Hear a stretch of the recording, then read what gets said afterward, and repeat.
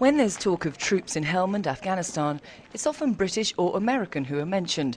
The province is also home, however, for hundreds of Georgian soldiers. You don't see the enemy. This is the most difficult part.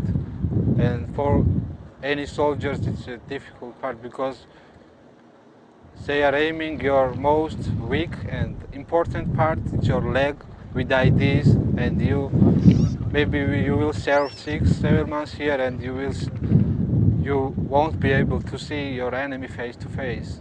The Georgians are based in southern Musa, Qala, a district which has seen a lot of fighting over the past few years. They're sandwiched between the US Marines in the north and the Marines in the south in Sangin. They spread themselves across a number of different camps.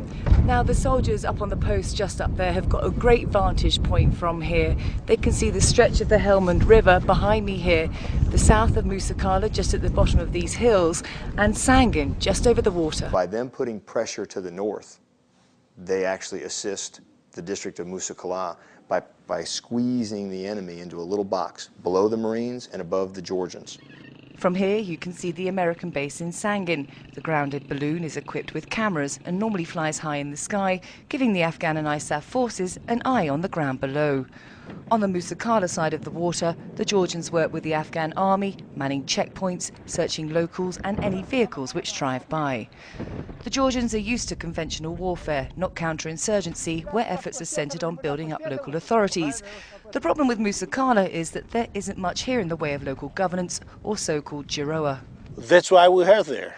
We will bring the local governments. It's the first step, because a couple of years ago it was a completely Talib country. Now it's gradually going under the Giroa influence. And we are there to help the Giroa to come, to establish their post, the civilian government, the ANP, ANA. It's very important. It's a part of the coin.